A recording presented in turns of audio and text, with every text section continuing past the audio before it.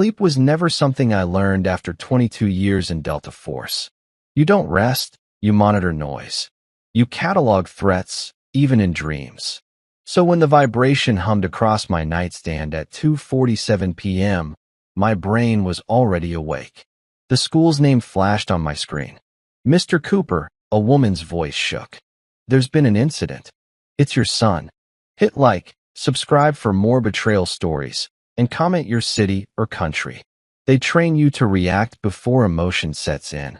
I don't remember grabbing the keys, or my wallet, or the sidearm I kept disassembled inside the glove box. I just remember the road bleeding under my tires. 15 minutes, shaved to 9. Freddie's school sat behind a row of oaks, banners fluttering like nothing had happened. Kids still played football on the opposite field, like my world wasn't collapsing. The hospital smelled the same everywhere: ethanol, stale air, and fear. The hallway to ICU buzzed with that sound you never forget, a defibrillator low beat, the rhythm between life and loss. Through glass, I saw my 17-year-old boy lying there, tubes in his arms, ventilator pushing his chest up and down like he was still breathing on his own. His hair shaved at one side, heavy bandages across the swelling of his skull. His right eye was almost shut blue-purple. I used to train soldiers to survive bullet wounds. But seeing my son like that, I couldn't even blink. A nurse approached. Her badge said Kathy Davenport. Voice steady but eyes broken. Mr. Cooper, your son is stable, but barely. CT shows a depressed skull fracture. He's lucky. Who did this? She froze a second too long. I caught that hesitation. The police are investigating. Behind her stood a detective, tall, mid-40s, coat too heavy for California heat. Detective Leon Platt. He introduced himself. We'll talk soon. I stared through the glass again. Freddie had braces last year. Kids laughed at him then. He smiled anyway. He was the gentle kind, the type that helped neighbors fix fences, carried groceries for old ladies. He never fought, never hurt anyone. I taught him peace after living my life in war. I thought that was enough protection. 3 hours passed without movement. I sat beside him, replaying fragments of our last fishing trip. He'd asked about studying veterinary medicine. Said he loved animals because they don't pretend. When Platt came back, the truth didn't come easy. There were witnesses, he said carefully. They saw 7 players from the high school team surround him in the locker room after practice. It escalated. They thought he insulted one of their girlfriends. So they tried to kill him. Mr. Cooper, names? Still in process. But these kids, their families are well connected. I'll keep you posted, but you should be prepared. Internal pressures might slow this. That's when the soldier in me started scanning the room. Small signs. No body cam on the detective's chest. 2 uniformed cops standing by the door, acting casual but nervous. The kind of nervous that smells like orders from above. I nodded once. Understood. When he left, I stayed silent. No emotion, no outburst. Just silence. That's what they trained us for when pain becomes data. As night fell, the ICU monitors dimmed. I stood by Freddie's side, hand resting on his arm. His pulse was weak but steady. I'm here, son, I whispered. You hold on. That's an order. The nurse said the next 48 hours were critical. But I could already feel the clock ticking towards something worse. At 6:18 p.m., I stepped outside for air. The hospital parking lot looked ordinary. Cars, wind, distant sirens. Then I noticed the SUV parked 3 rows down. Black Lincoln. No plates. Windows tinted higher than legal. Static hum in my chest. Instinct saying watch. A man sat inside, silhouette only. He didn't move. Just watched me. I started walking slowly toward him when my phone buzzed again. Unknown number. Mr. Cooper? A male voice. It's best you don't push the investigation. Kids fight. You understand soldiers make sacrifices, sometimes at home too. I froze mid-step. Who are you? Silence. Then, you don't want this. For your sake, for his.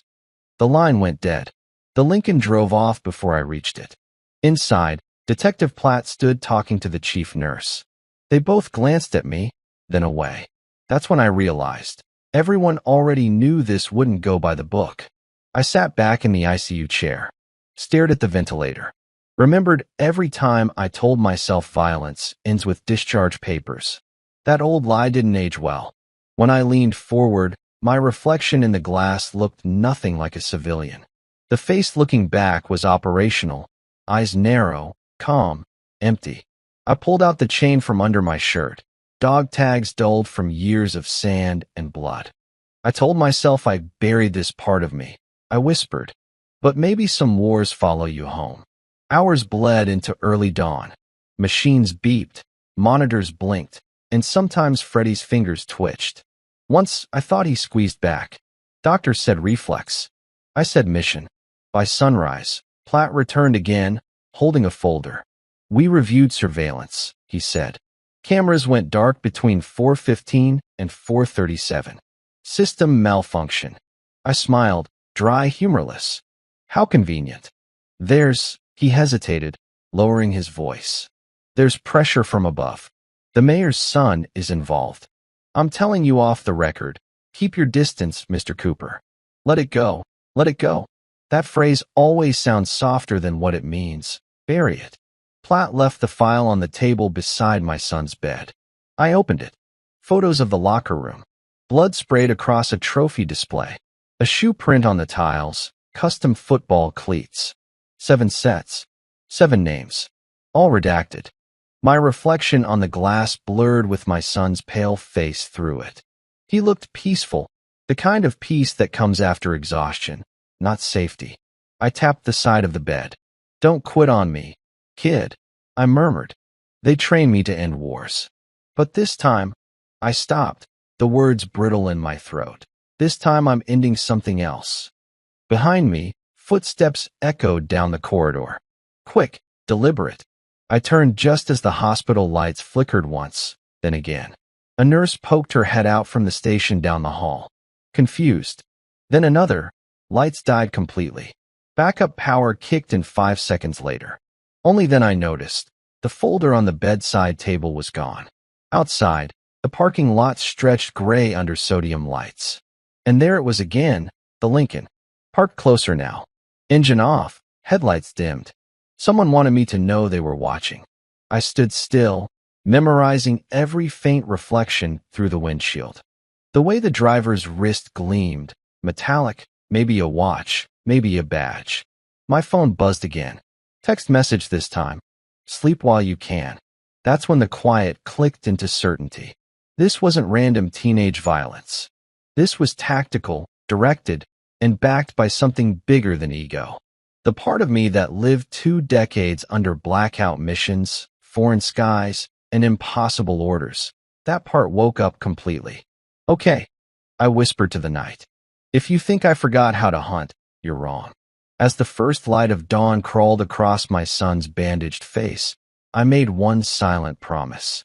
For you, Freddy, I'll bring them all into the light.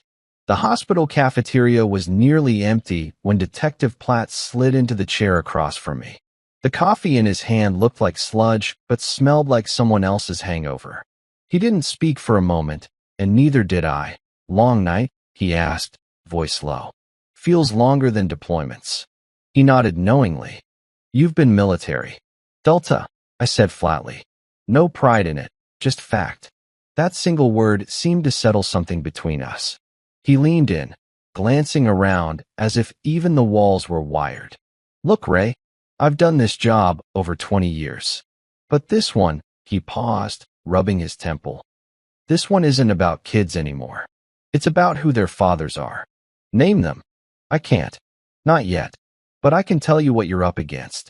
The school board already called a closed session. The DA's office hasn't filed charges. Every lead, every report, it's getting logged, deleted, or sealed within hours. These families have deep pockets and private protection contracts. I clenched my fists under the table, feeling veins tighten. You saying justice has a salary now? Platt's sigh was the sound of a man drowning slowly. I'm saying be smart. You've got a son to pray for, not a fight to pick. He's not gone yet. I looked at him squarely. And if they think I'll kneel, they picked the wrong father. Platt stood, hesitating.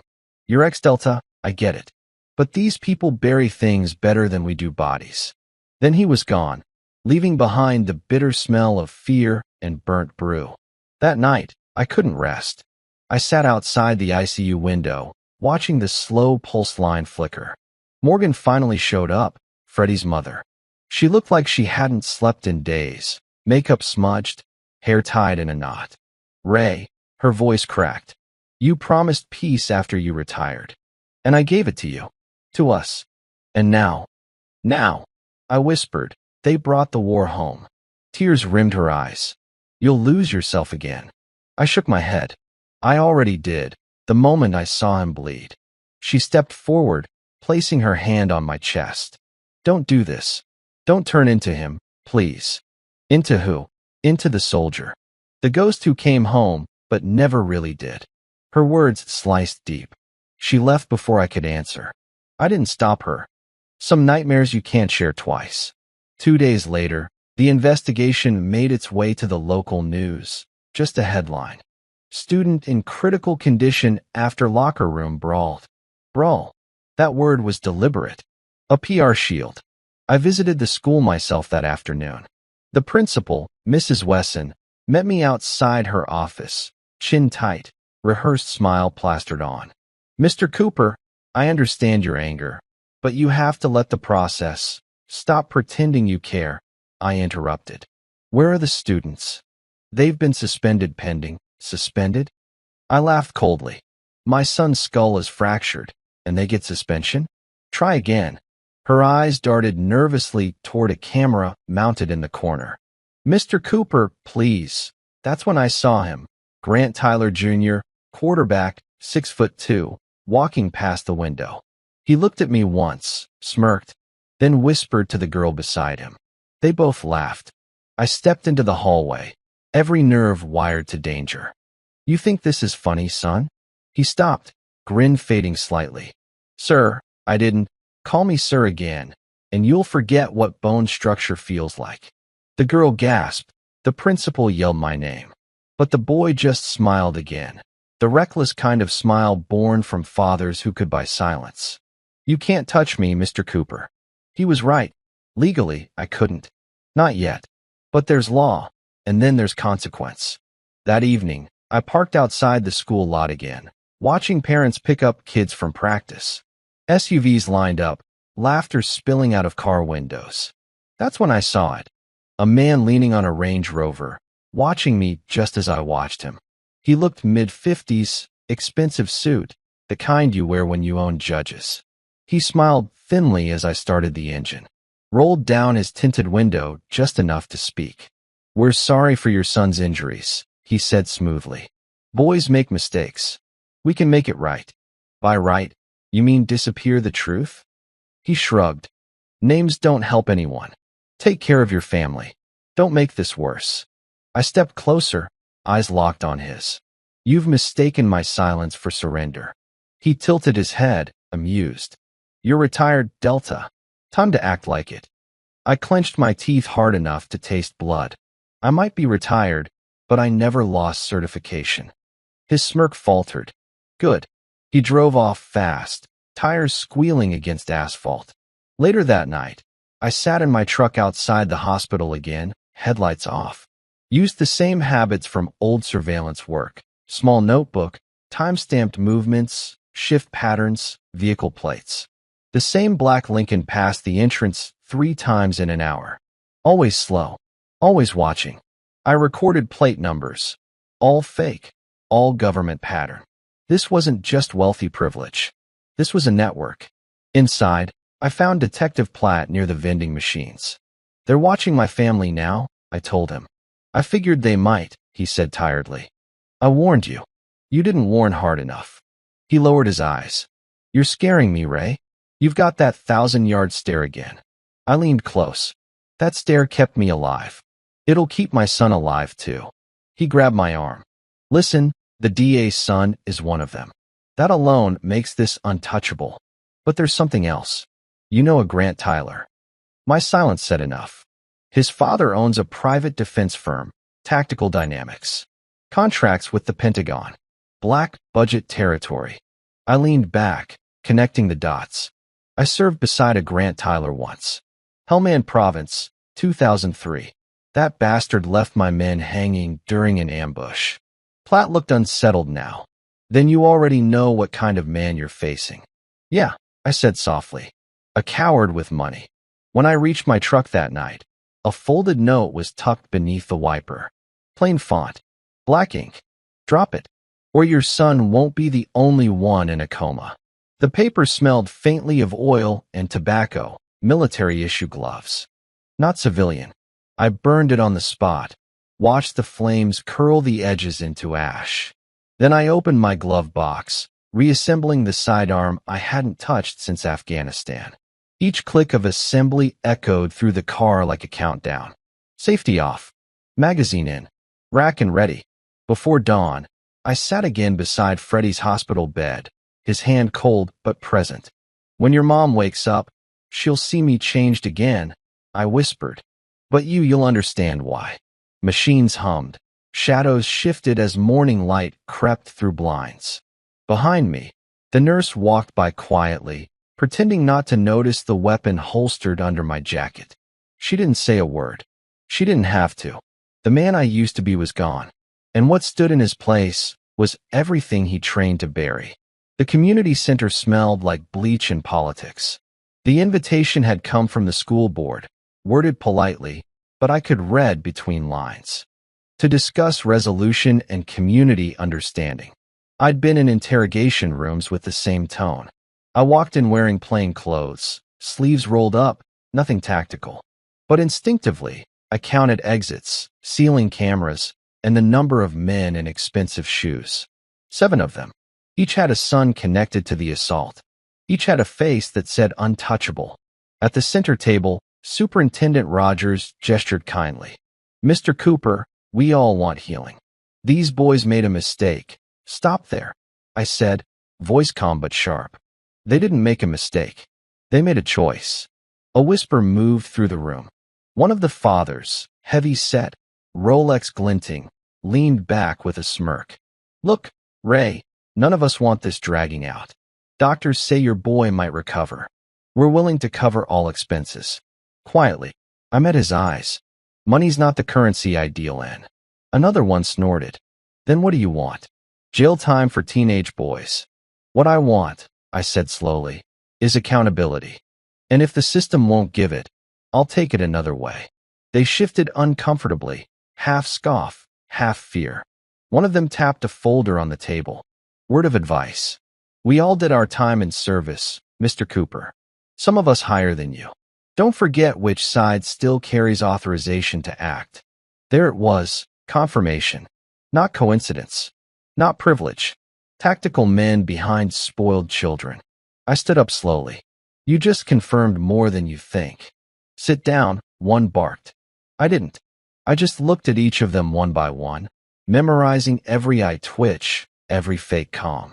You know what Delta taught me? My voice dropped to a near whisper. When someone threatens your team, you eliminate the chain, not the soldier. Then I walked out.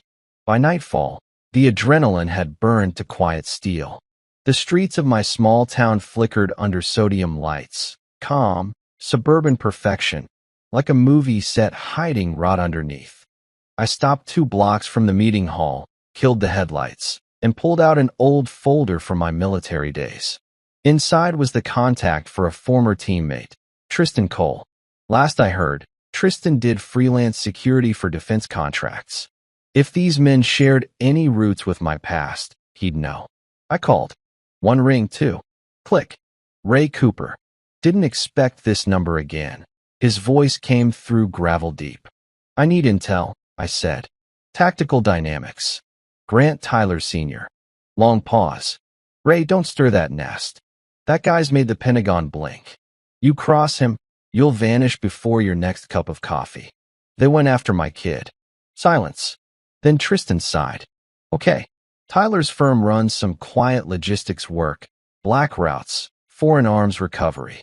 He hires ghost operators, ex-Deltas, SEALs, contractors.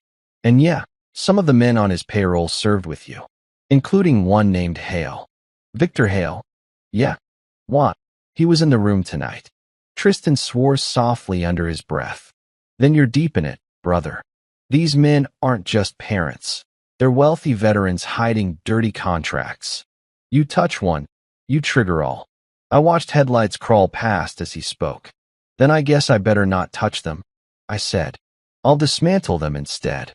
Ray, his tone turned warning. You come for them. They'll use every contact to make you disappear. I've already been invisible. And I hung up. The next few days moved quietly. No police updates. No arrests. But the security around the fathers increased. Private guards, surveillance vans, tinted SUVs at every school event. They were circling wagons. I began mapping patterns, old habits returning like muscle memory. Photograph license plates, trace cross accounts through public records. By midnight on the third day, I had 7 fathers connected to one entity, Tactical Dynamics Group. That's when I saw it. An address listed under an inactive training facility 20 miles outside town. I drove out. No lights, no noise, parking half a mile away. Approached on foot. Chain link fence, warning sign, restricted property, private security, live fire area. The perimeter looked abandoned, yet faint lights pulsed from a warehouse deeper inside. I slipped through a cut section of fence. Landmarks, routes, cover. My mind drew blueprints automatically. Inside, I saw rows of crates, military emblazoned, but mismatched lock codes. Illegal exports, maybe weapons or tactical gear. I took photos. Then my flashlight caught something engraved on a lift crate. An old insignia burned into metal. Wolf, 7. That stopped me cold. Wolf, 7 was my old Delta squad. The one that went off-book in Helmand in '03. The one led by Grant Tyler. That emblem meant one thing. The same men who abandoned civilians back then were still operating under new contracts. And now, they were the ones covering their sons' crimes. Footsteps echoed. Deep male voices, steady, professional. I killed the light instantly, crouched between crates. 2 men entered, flashlights cutting through dust. You sure no one's been in here? Nah, just a local reporter snooping earlier. We handled it. Handled. That word meant death in my lexicon. They turned. I caught a clear glimpse of one man's neck, tattoo. A wolf head circled by coordinates. The same emblem I just saw on the crate. Not coincidence. I memorized his face, then crawled to the side exit and slipped back into the night. Another inch closer to truth, and another line to cross soon. When I returned home just before dawn, headlights trailed me for 3 miles, then faded off. I parked, breathing steady. On my porch lay a package wrapped plain in brown paper. No label, no note, just a mark, a single wolf emblem drawn in black ink. Inside was a torn photo, me and my old Delta unit. Faces crossed out one by one, except mine. Beneath it, a line in red marker. You left the pack. Now the pack comes for you. I stood under the flickering porch light, photo trembling in my hand like a warning from my past. This wasn't revenge anymore. This was cleanup. And I was the last unfinished mission they intended to erase. I looked out at the horizon, dawn just starting to crack through smoke-colored sky. My voice came out quiet but certain. You trained me for war. You should have remembered. I don't lose the same one twice. Dawn glazed the horizon in faint red, the kind of red that reminded me of smoke and memory. I hadn't slept. The photo from that package sat on my table, faces crossed out one by one. All men I'd once trusted with my life. Grant Tyler, Victor Hale, Preston Wolfe, and me, the last one still breathing. Every cross mark whispered a message. We're not done. I brewed coffee, didn't drink it. My phone buzzed once, unknown number again. I let it ring. A second later, the TV turned on by itself. Screen static, then a voice, digitally filtered. You're trespassing where you no longer belong, Cooper. You should have stayed retired. I stepped closer, jaw set. You should have stayed human. The screen flickered out. They were watching me everywhere now, tracking, taunting, underestimating. And that was their first mistake. By noon, I was standing inside Tristan Cole's old garage. He hadn't shaved, half-empty beer cans scattered on a dusty workbench, a black pit bull snoring in the corner. "Ray," he said, tone tight, "you got the wolf emblem? You were supposed to burn that stuff." "They didn't burn it. They branded it." I dropped the photo in front of him. He froze. His eyes hardened. "They're still running ops. More like laundering them. These men are the fathers of the kids who put my son in a coma. Their boys think they're untouchable.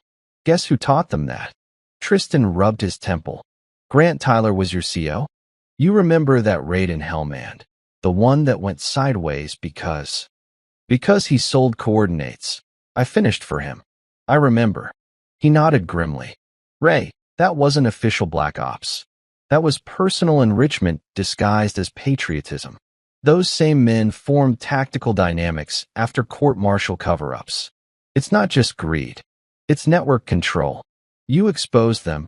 You expose government contracts that never existed." I stared him down. "Then it's time the world sees what loyalty really costs." Tristan shifted uneasy. "You're thinking revenge." "I'm thinking justice. The kind that won't make CNN because it still terrifies the people who built it." He sighed. "If you're going in, at least arm up." He opened a locker. Inside lay a row of neatly oiled weapons, none civilian. He handed me a compact SCAR pistol, suppressor attached. "You didn't get it from me." "I didn't get anything," I muttered. Late that evening, I drove toward Tactical Dynamics headquarters, a converted steel complex off Route 49. But I didn't go in. Not yet. I wanted them to notice me first. The Lincoln shadowed again. I let it. After 3 miles, it turned, leading me to a gated mansion, Grant Tyler's home. He wanted to be found. Security cameras dotted the fence. A guard stood outside. Posture all wrong, too rigid. Ex-military, just like the rest. I parked nearby and just watched. Tyler came out a few minutes later, gray suit, calm, confident, talking to another suited man by the garden fire pit. Their laughter carried across the fence, rich, weightless, poisonous. And then I saw it, a familiar tattoo wrapping Tyler's wrist. Wolf, 7 insignia. Confirmed. My phone pinged again. A message. "You look better in the binoculars, Ray." I ducked, spotting the shimmer of a camera lens half hidden in a nearby tree. Cheap tactic. They wanted me rattled. Instead, I smiled. I sent a reply. "You forgot to check your perimeter." Seconds later, I fired once, a perfect shot. The camera shattered, sparks like fireflies in the dark. Message received. Back at the hospital, Morgan sat beside Freddie's bed. She looked pale, exhausted. "I saw your truck outside town," she said quietly. "You're watching them now, aren't you?" "Trying to keep ahead," I said. "Don't lie to me." Her eyes glistened. "You think getting even brings him back?" I stayed silent. She grabbed my arm. "Ray, we already lost you once to combat. I can't lose you again." I brushed her hand off gently. "You already lost me the night they put him in that bed." She flinched, then whispered, broken, "They'll kill you." I looked at our son's motionless body, 4 tubes glinting under soft light. Let them try. The next morning brought more noise. Reporters staked outside my driveway, trying to get a quote about rumors of my harassment complaint against the students' families. Someone had leaked it. Probably them. But that was fine. Let them think I was just another angry veteran. Predictable, unstable. The real move was about to start elsewhere. Using an encrypted laptop Tristan sent over, I accessed security feeds leaked anonymously from Tyler's training depot. Multiple names popped on manifests, contractors, ex-soldiers, and one I hadn't seen since '03, Captain Victor Hale. Last I heard, Hale had gone missing after Hellman. Now he was here, listed under private instructor. The screen pinged with a live feed from their ground floor. Hale walking past camera range, same tattoo on his neck. Behind him, shelves of crates labeled civilian surplus, serial code scrubbed. Illegal shipment fronts. Every piece fit. I smiled grimly. The boys were spoiled. The fathers were criminals. The system was rotten. But I was patient. I heard movement by my window. Faint, careful, like boot treads on old wood. Delta instincts switched on instantly. I grabbed the scar, moved quietly, pivoted by the frame. Shadow outside. I waited. 3-2. Glass cracked. A silenced round hit the picture frame instead of my head. I dropped, rolled, fired twice through the curtain. One hit, muffled scream. I moved outside in seconds, scanning. The shooter lay half-hidden behind a parked truck, blood blooming under him. I stepped close, gun aimed steady. He looked up, young, terrified. Civilian outfit, private patch on vest. They said you'd stay quiet. Bad intel, I said coldly. He coughed once. They're coming tonight. The fathers. Planning a meeting. Gun club. Off County 14. He exhaled hard, body limp, gone. At midnight, rain came down sharp as needles. I parked a half-mile from the county gun club, under the rusted billboard. The floodlights inside revealed 7 cars. I watched through thermal lens, figures clustered in a circle. All 7 fathers, with Grant Tyler at the center. He was holding something, my son's photo. Their mouths moved, laughter spilling. Toasting whiskey. Celebrating silence. I lowered the lens, heartbeat steady. Not rage, focus. Across the field, my phone buzzed. Text from Tristan. You sure about this? I typed back. I don't start wars. I finish them. I moved closer, blending into night. Rain hid sound. Shadows hid ghosts. The rain blurred everything into gray, but some memories cut through any storm. I kept low along the fence of the county gun club, each drip of water echoing like time running out. 7 fathers stood under the floodlight canopy, laughing over my son's photograph. I'd seen insurgents celebrate kills with less arrogance. Grant Tyler raised his glass. To loyalty and legacy. Loyalty. That word turned bitter in my chest. I pulled my hood lower and recorded every face with the lens attached to my jacket. Flashes of earlier wars flickered in my mind. Broken villages, dead quiet after shell fire. The difference now? The battlefield wore golf shoes and suits. When their meeting wrapped up, I shadowed the last 2 vehicles to leave. They went opposite directions, probably deliberate. So I followed the last to move. An Audi with military-grade tint and familiar plates. It drove 20 minutes before turning into a private airstrip. I parked far behind the tree line and got out on foot. Through night vision, I spotted Victor Hale stepping out of the car, wearing the same smug calm he'd had in Hellman when he left my men for dead. His hair was shorter, but the eyes hadn't changed, still snake cold. He spoke to a pilot loading crates. No paperwork. You know the drill. The man nodded. Hale's phone buzzed, and what he said next froze me. Cooper's still sniffing around. Tyler wants confirmation he can't be traced. The pilot asked, do we clean it tonight? Hale smirked. Tyler's handling that. Calls it the silence protocol.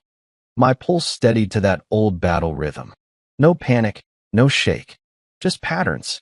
Protocol was military speak for sanctioned erasure. They were about to clean the mess, including me. I retreated carefully, caught every word on camera. Back home, thunder rolled low and distant. Morgan sat awake in the dark, eyes red. You're bleeding, she whispered when I came in. Just rain, I said, though the cut across my arm told otherwise. She didn't move. They came by here. My chest tightened. Who? 2 men in suits. Said they represented the district's legal team. But, Ray, one of them had a Delta ring just like yours. I exhaled slowly. You didn't sign anything? She shook her head. No, but they said if you keep pushing, Freddie's life support might be compromised. I gripped the doorframe hard, wood splintering. They threatened my son inside a hospital. She met my eyes. You promised you'd never turn into a monster again. Then they shouldn't have made me one. That night, I sent the gun club footage to an old contact, Aaron Marsh, investigative journalist I once rescued overseas. Her reply came 2 hours later. Are you insane? These are untouchables. Touch them anyway. I typed back. They'll kill you before morning. Then publish it before dawn. But there was no dawn in the hours that followed. Only the low hum of vehicles pulling up outside my house around 3:12 a.m. I peeked through the blinds. 4 SUVs, all black, headlights dead. I turned to Morgan. Go to Freddie's hospital room. Now. She wanted to argue, but my voice changed, command tone. She understood that voice meant move fast or die. As soon as she left through the back alley, I grabbed the hard drive from my desk, pocketed it, and switched off every light. My mind tracked angles, cover, entry risk. Same pattern I'd run 1,000 times overseas. Except this time, the war was parked in my driveway. The first window shattered. Flashbang followed. Roofline shook. White light cracked across the living room. I rolled behind the couch as glass sprayed. 2 silhouettes came through the frame. Controlled, professional, silencers ready. I fired once, twice. Both dropped before they hit the tile. Another pair came from the hall. I ducked low, kicked the table leg upright for shield, and swept left. One screamed, falling backward over his partner. The smell of cordite filled the room. It was over in 20 seconds. Quiet as sin. I stood there, chest heaving, knowing more would come. But right now, silence itself was evidence. The security cams I'd placed earlier had caught everything. I dumped the body's weapons into a duffel, masked my prints, and stepped out into rain again, blending with night. By sunrise, Detective Platt showed up at my temporary hideout, a car wash lot on the outskirts. He didn't look surprised to see me alive. Jesus, Ray, what did you do? They came for me first. There are 4 dead men in suits on your property. They weren't there to talk. Platt rubbed his face. You just made this nuclear. These aren't your regular hitmen. One of those guys was ex-NSA detail. Then NSA just tried to murder a citizen. You want to fix your badge's reputation? Start there. He looked almost sorry. The chief ordered your arrest. They're calling you a fugitive. Domestic threat. I snapped. You going to arrest me, Leon? He shook his head. I should, but I've seen the same file. Freddie's case was erased last night, digital and physical. Then it's war by their rules. I can't be part of this. I never asked you to. Later that day, while moving through downtown under crowd cover, I spotted something on the side of a news screen. Breaking, Delta Force veteran under investigation for assault on officers. My picture. My name. They flipped the script fast, made me the killer, the lunatic. Perfect distraction while they cleaned the rest. But the drive in my pocket held the truth. Every face, every word, every illegal shipment. I just needed the right way to release it. That's when Tristan called again. Ray, the silence protocol. It's not just a hit order. It's designed to erase entity records under cyber justification. They're going to delete you from systems, birth cert, bank, everything. You won't exist by midnight. Then I've got 12 hours to make noise. Back at the hospital, Morgan was sitting beside Freddie again. She flinched when I entered, bloodied sleeve torn. They said you shot people. They shot first. She looked up at me, voice shaking. Your son is unconscious. You're breaking laws. Where does it end? When the men who broke our boy's skull can't sleep again, I said quietly. I leaned close to Freddie's bed. Son, if you can't hear me, hold on just a little bit longer. His pulse beeped strong for a second, or maybe it was my wishful thinking.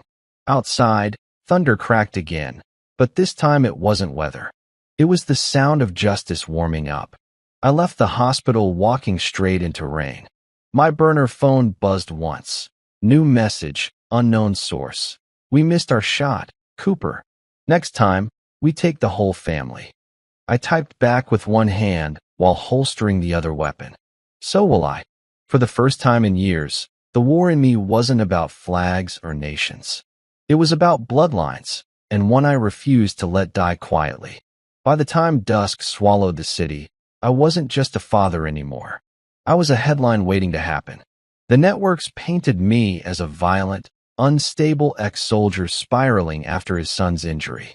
The 7 fathers had managed to turn me into the threat while burying everything else. Smart move. But precision only matters until one bullet lands wrong. And their first crack was coming. I sat in a cheap motel off Highway 9, watching the glow of a dozen news feeds bouncing off the wall. Tristan's encrypted message arrived right on time. Send evidence now. I've set up a leak channel under international proxy. I copied the gun club footage, the video of Hale at the airstrip, and the recordings of the hit attempt. I hit send. Then I waited. 10 minutes later, the first video went public. It spread like wildfire. Hashtags, headlines, outrage. Former Delta operator exposes corruption network. Within an hour, the story hit 3 major outlets. I almost exhaled. Almost. Then the next headline popped up. Grant Tyler found dead. Suicide or setup? I froze. The timing was too clean. The men were killing their own to cut traces. I headed for the hospital. Freddie had made it through another surgery. Light progress, still critical. Platt intercepted me in the hallway. His tie loosened, eyes sleepless. You need to leave this building, Ray. Right now. Why? They're calling in federal oversight. You'll disappear the moment they find you here. I looked through the glass at my son, laying there like a soldier who never came home. If they touch him, I don't care what happens to me. Platt stepped closer. You think this is the same war? It's not. It's worse, I said. At least in war, enemies don't wear badges. He swallowed hard. You still don't get it. They already pinned Tyler's death on you. Ballistics at his property match your old military rifle serial number. I stared at him in silence. That rifle was destroyed 10 years ago. Records say otherwise. They forged it, Ray. You're their scapegoat. I nodded slowly. Then I'll play the part until the curtain drops. That night, I slipped into Freddie's room one last time before vanishing again. Machines hummed. Monitors beeped their endless code of life. I sat down beside him, whispered low. Son, they think this story ends with me gone. But you were raised by someone who never runs from ghosts. The ECG ticked once, sharp, irregular. I looked up fast. The line steadied again. Maybe coincidence. Maybe something else. I kissed his forehead, whispered, You keep fighting. I'll dismantle every name that tried to write your ending. 2 hours later, I drove out to a private lake property registered to Victor Hale, the man still breathing. The air was heavy, thick with storm. A single light burned from the boathouse across the dock. I left my car a quarter-mile out and approached on foot. Inside, Hale was sitting with a glass of bourbon, staring at the rain pounding the window. He didn't flinch when I entered. Always wondered when you'd come, Cooper, he said. Never figured you'd forget to knock. Never figured you'd live this long, I replied. He smirked. You think that footage changes anything? The contracts we hold are older than your conscience. Tyler got sloppy. He paid the price. And Freddie, collateral, like the ones you created overseas. That hit harder than a bullet. I stepped closer, pistol aimed steady. You put that order through. No, he said calmly. I just watched it happen. I tightened my finger on the trigger, then stopped. Killing him would make me what they wanted. A monster, a fugitive, a memory erased. I lowered the weapon slightly. You'll confess. On record. He laughed. To who? Everyone who mattered already got paid. Then he froze, hearing something behind him. I hadn't come alone. Tristan stepped out of the shadows, phone recording. Hale's eyes went wide. You? Yeah, Tristan said. You left me for dead in Kandahar. Call this a long, overdue surprise. Hale's composure cracked for the first time. You can't. His voice broke. Gunfire cut him short. One clean shot through glass from outside. I dove. Tristan hit the floor. The bullet came through the window like judgment. Perfect distance, perfect kill line. Who pulled the trigger? I couldn't see, but I knew it wasn't random. When the echo died, Hale was bleeding into the floorboards. Tristan pressed his jacket over the wound, muttering, He's gone. I grabbed the fallen phone, stopping the video. No, he's not. What do you mean? His death just became part of their cover-up. But his confession, mine now. I drove until sunrise, the phone hidden inside the lining of my jacket. Hale's last words recorded clean. I reached the edge of town as thunder followed behind me like artillery chasing ghosts. At a gas station outside Rockford, I stopped for fuel. The tiny TV above the counter played breaking news. 2 dead in criminal shootout. Veteran Cooper still at large. They even used my military photo again, cropped with the headline, Delta Gone Rogue. The clerk looked at me and squinted, almost recognizing. I smiled thinly. Must look like him, huh? He nodded nervously. I left before he turned curious into alert. Back in my car, the burner vibrated. A new unknown number. I answered. Silence for a few seconds, then a voice. You think you're making progress, Cooper? Here's one for you. Your wife didn't make it to the hospital this morning. My chest tightened. What did you just say? She never arrived. Check the road cameras near county line. The call ended. For a second, it felt like the world went mute. Then everything inside me rewired to one single mission again. Find her, no matter the body count. I floored the car down the wet highway, windshield wipers slicing through madness. Road cameras near county line flickered across my hacked monitor feed. Frame by frame, I caught it, a black SUV blocking Morgan's car. She fought, kicked the door open. 2 men forced her into the van. Tagless plates. The video time stamp, 2 hours ago. My right hand went rigid on the wheel. Not shaking. Calculating. I wasn't chasing justice anymore. I was reclaiming a heartbeat from hell. As lightning cracked across the sky, I whispered to myself, you wanted Delta Force, you got it. And for the first time since Freddy fell, I stopped running. The storm didn't just pound the road, it pounded my pulse. I'd faced ambushes in Kandahar, sniper traps in deserts, but nothing compared to the silence between one missing call and a dead signal from the woman I loved. The SUV in the footage wasn't an abduction. It was a message.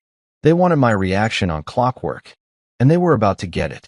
I reached the county line turnoff and killed my headlights. Muddy tire tracks gleamed under the weak flash of lightning. I crouched low, tracing them with my hand. Heavy gauge treads, tactical issue, not civilian. They turned off toward the abandoned farmhouse 2 miles east. That place used to be an armory site before Tactical Dynamics took it over. Of course it did. I parked the car behind a ridge and got out, rain slicing across my jacket. My pistol felt like an extension of heartbeat. Every step toward that barn was too quiet. Inside, light flickered. A voice called faint through static speakers, digitally distorted. Ray Cooper. You always were predictable. I froze. The voice wasn't Tyler's. It was Preston Wolf.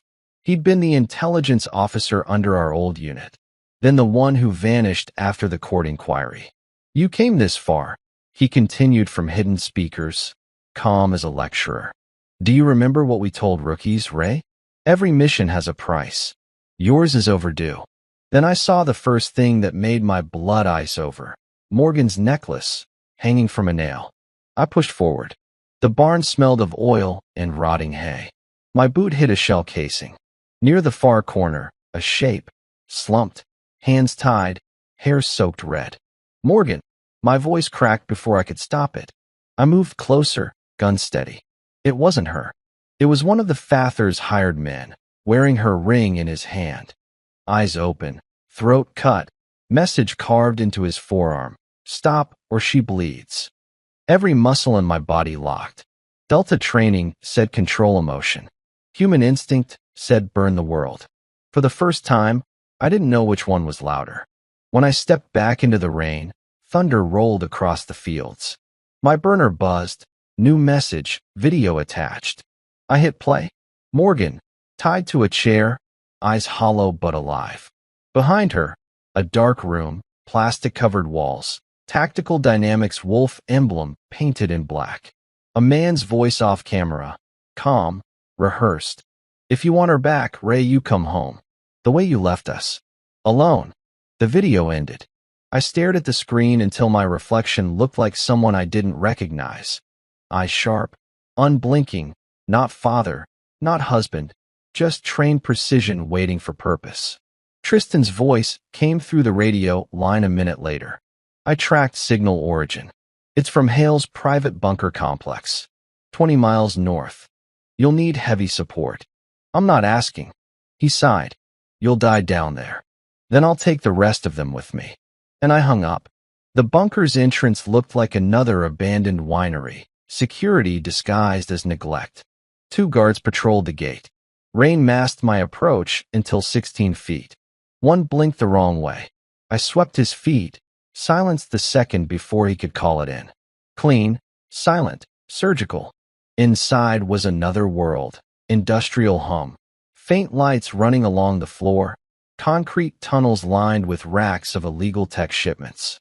Footsteps echoed ahead. 2 voices, bored, unaware. I ghosted behind them, used one for leverage, the other for information after. He whispered quick, Level 3. She's with Tyler and Wolf. They said you wouldn't make it. I just did. I replied, before knocking him out cold. Level 3 reeked of antiseptic and gun oil. Security cams followed me down narrow halls, motion sensors lighting in brief flashes. And then I saw glass rooms. Inside them, crates, drone gear, laptops open to encrypted financial streams. Millions, all tied to government transfers hidden under community defense budgets. The monsters weren't hiding anymore. They were operating under patriotic funding. At the end of the hall stood a reinforced door, Wolf insignia in the center. I placed my hand against the keypad frame, pressed a pulse spark from a stolen ID patch. Lock released with a hiss. Morgan sat inside, bruised but breathing. Rope burned her wrists, duct tape at her mouth. When she saw me, her eyes widened, tears cutting through grime. I cut her free fast. It's okay. You're okay. She shook her head fiercely, tugging my sleeve, eyes darting behind me. Instinct fired. I twisted right. Gunfire ripped across the doorway. Sparks exploded from metal walls. I dragged Morgan down behind a desk, fired blind, heard a grunt, then silence. From the smoke, a figure appeared, Wolf himself, calm, unhurried, wearing our old Delta insignia on his chest. You look tired, Ray. You look guilty, I said. He smiled faintly. We gave you peace once. You wasted it chasing ghosts. You broke every code we swore to protect. Codes. His voice cold, cutting. We wrote the codes. We are the system. He stepped closer, still talking. Your boy was accident collateral. Tyler's son got rough. It happens.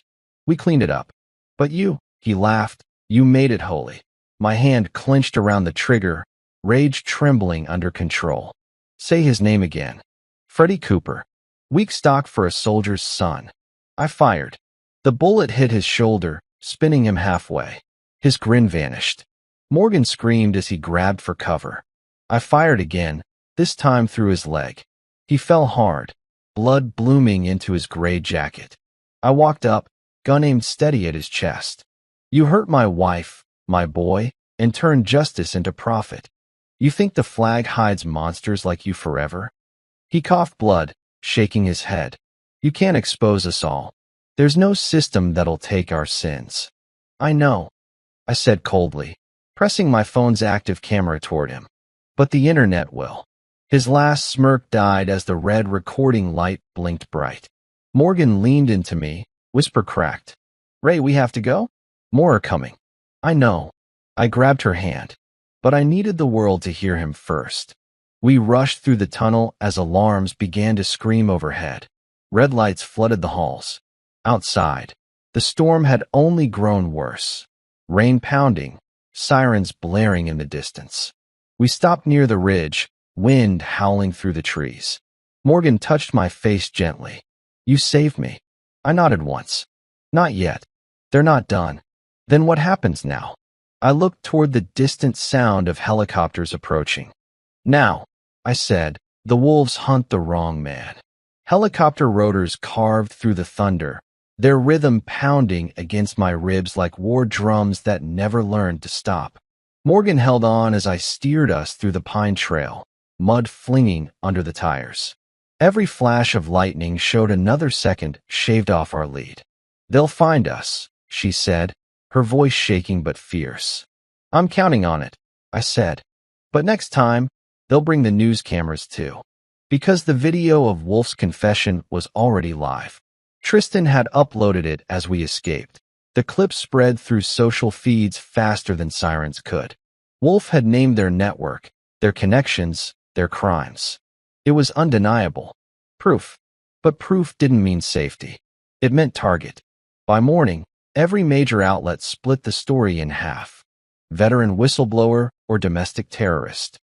Military contractor exposed in secret ops, Delta Force scandal.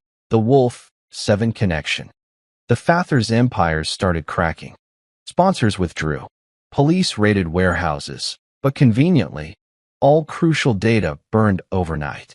I watched it all from an abandoned motel outside the state line while Morgan slept in the back seat.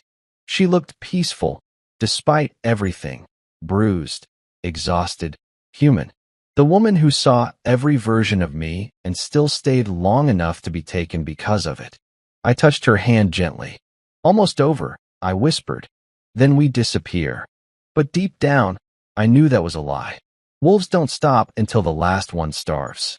Around noon, my burner buzzed. "Tristan, you're trending," he said dryly. "Congrats. Half the country thinks you're a hero, the other half wants to see you hang." "What about Wolf?" "Hospitalized. He's playing coma for sympathy. But there's a file dump scheduled from his cloud. You'll be exonerated if we last another day. And if we don't," Tristan exhaled, "then at least the world knows whose kids put your boy in that bed." I rubbed my jaw, thinking, where's Hale's data stored? "Facility north of County General, one you hit weeks back." I froze.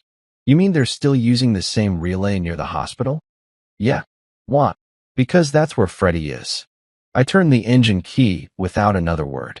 The drive back felt endless. Every highway sign blurred. Every passing mile mocked the idea of rest. Morgan sat silent beside me now, staring through the windshield like she'd run out of words that mattered. Finally, she asked, barely above a whisper, "You think Freddy's safe there?" "No," I said. "But he's bait. And they know it." When we reached the edge of County General, smoke already poured into evening sky. Sirens howled across the parking lot. SWAT vans blocked entrances. And through the blur of chaos, I spotted something worse: black SUVs. The same kind. "They're here," I said. Morgan grabbed my arm. "Ray, the police won't see the difference. To them, everyone here's a terrorist." I handed her the car key. "Go south. Safe house near Riverbend. Wait for Tristan." "What about you?" "I'm done waiting." She hesitated, then met my eyes, sad, steady. "Don't die inside again." "I already did." She left. I moved through the chaos in disguise. Paramedic vest, mask, hospital badge. Years of infiltration kicked in naturally. Inside, power flickered. Smoke trailed along the ceiling, alarms blaring. Freddy's room was still intact, barely. He lay under blinking monitors, nurses scattering as the upper floors locked down. Then I saw them. 2 of Tyler's remaining enforcers, heading straight toward ICU. Guns under their coats, pretending to evacuate personnel. I came up behind the first one, clubbed him silent against the wall, caught the second mid-turn. We fought hard, rough, brief, 30 seconds of muscle and instinct. His shoulder cracked before his head met the tile. I dragged their radios, switched channels. Heard chatter. "VIP is en route to level C. Repeat, extraction inbound in 5. Extraction. That meant whoever was left to control the cleanup was heading here. Through the hospital window, I saw motion. 5 SUVs, military escort. And in the middle, Grant Tyler's personal guard. But Grant was dead. His replacement had arrived. His eldest son. The boy who started this. Level C. That's where it would end. The elevator rattled as I descended. Echoes of gunfire above turned faint, replaced by the deep hum of ventilation. I stepped out onto what used to be the experimental surgery wing, now gutted, powered by generator lights. At the far end, glass walls showed the makeshift command center, screens showing news feeds and security visuals of my own movements. In the center stood Grant Tyler Jr., smirk still carved in place, flanked by armed men. He looked up, unbothered. "You really are indestructible, Mr. Cooper. You're standing in the same hospital where my boy still fights to live." I'd choose words carefully. "He's lucky," he said casually.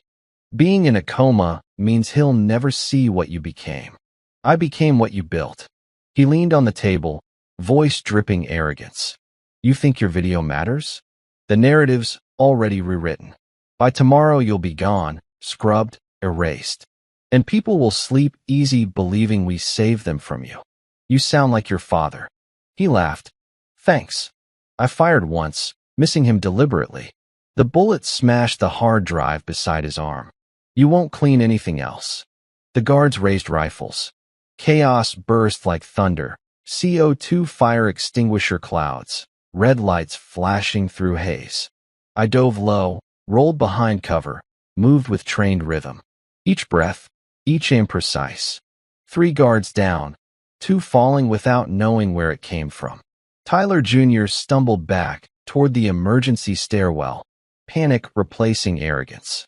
I followed, boot prints and gunfire echoing behind.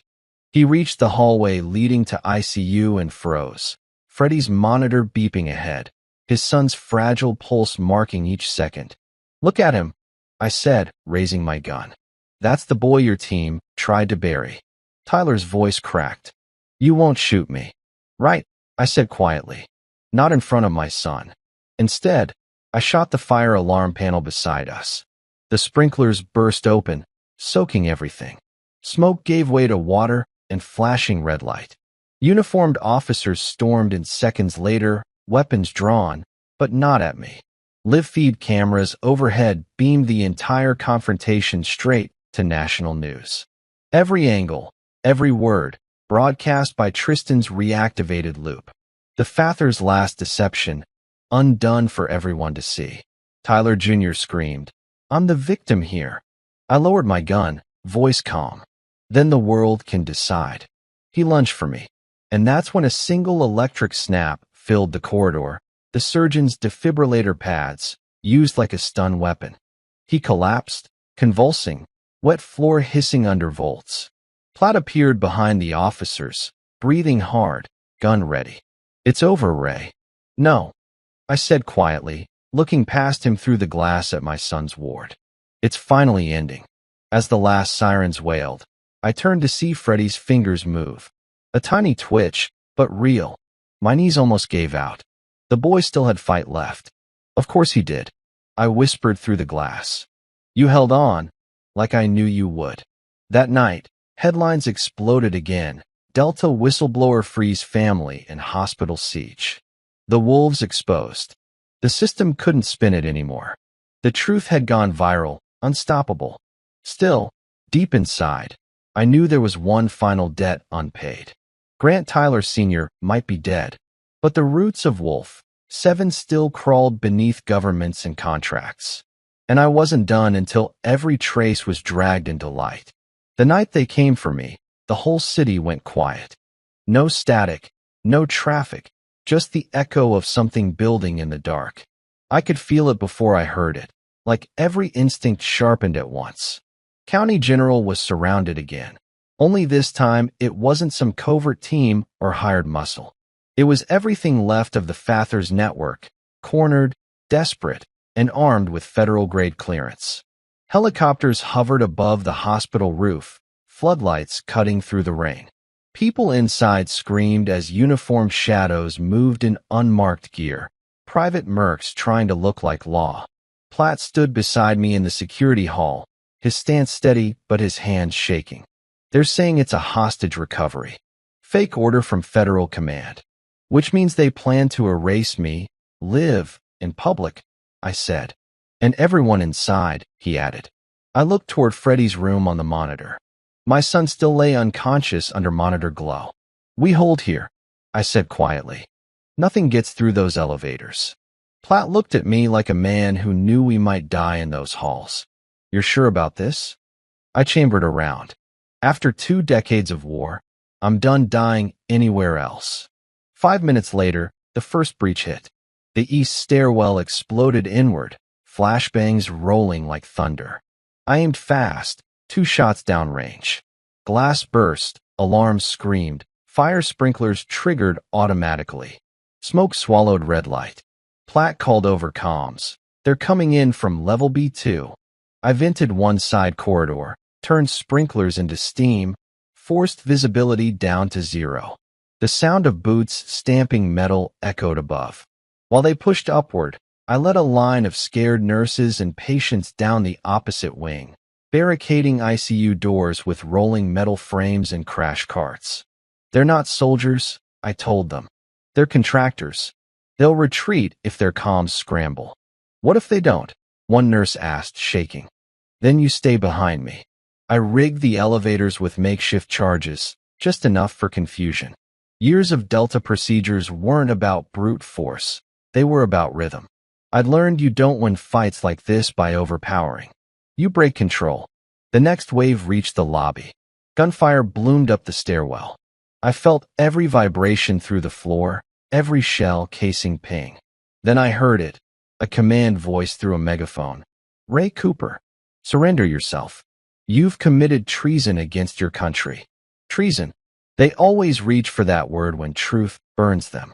Platt patched into the building PA. They're working under falsified DOJ code. Backup's 15 minutes out. 15 minutes too long, I answered. That's when something unexpected happened. A video feed lit the lobby TVs again. The ongoing news broadcast now streaming live from inside the hospital, showing them. The mercenaries, the weapons, the chaos. Tristan had accessed the hospital's network remotely. The world was watching. Outside, yelling erupted. News helicopters gathering where gunships stood before. Floodlights flashed. The private force faltered instantly under visibility. Cooper, the voice shrieked again, desperate this time. Shut the feeds down, and we'll leave you alive. Negative, I muttered. Now they die in daylight. The fighting turned chaotic. Mercenaries pulling back, trying to avoid clear camera angles. I used that to move. With Platt covering the rear, I made for Freddy's room again. Inside, the machines flickered, storm power cutting out. I rechecked his pulse, adjusted his 4-line manually. Then, through reflection, I saw movement behind me. A shape in the glass. I turned. There he was. Grant Tyler Jr. again. Bruised, bloody, but alive. You just don't quit, he hissed. Neither did my son. He swung first. Fast, trained, unafraid. I caught his wrist, twisted. He hit the ground, elbow snapping, gun clattering away. He screamed. I grabbed his collar and dragged him against the wall. Why? I demanded. What was it worth? He spat blood. Control. Legacy. The same thing your commanders sold for wars you fought. For them, maybe, I said, voice cracking low. Not for monsters like you. He lunged again.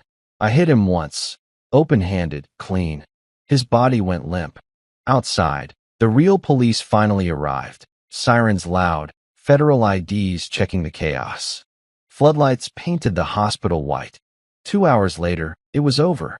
The mercenaries disarmed, Platt in custody for protocol violations, and me, standing among broken glass and exhausted nurses, staring at my son.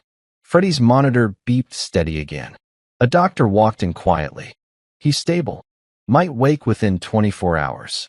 Her words didn't register right away. I just stared, unable to move. Then Morgan walked in, mud-soaked but alive, leaning against the doorframe. He's okay, she breathed. I nodded slowly. He's okay. She stepped beside me, pressing her forehead against my shoulder. It's done, Ray. Not yet, I whispered. There's one still out there. Later that night, after the building cleared, I found an envelope in the ICU drawer. No signature, just a mark. The wolf emblem, drawn in red ink. Inside, a simple line typed in courier font. You exposed the pack. But you forgot who trained the wolves. It wasn't over. I walked outside under the ruined sky, listening to the city breathing again through chaos. Reporters shouted questions I couldn't answer. Every flash of camera light painted me as both hero and fugitive. But for the first time in weeks, rain didn't feel like punishment. It felt like survival. I looked up, water streaking down my face, and whispered, "We're still here, kid. Still fighting." Behind me, a nurse ran out, yelling, "Mr. Cooper, your son's awake." That single sentence stopped the world. I turned, heart stuttering between disbelief and prayer. For once, after endless wars and ghosts and silence, life spoke louder than revenge.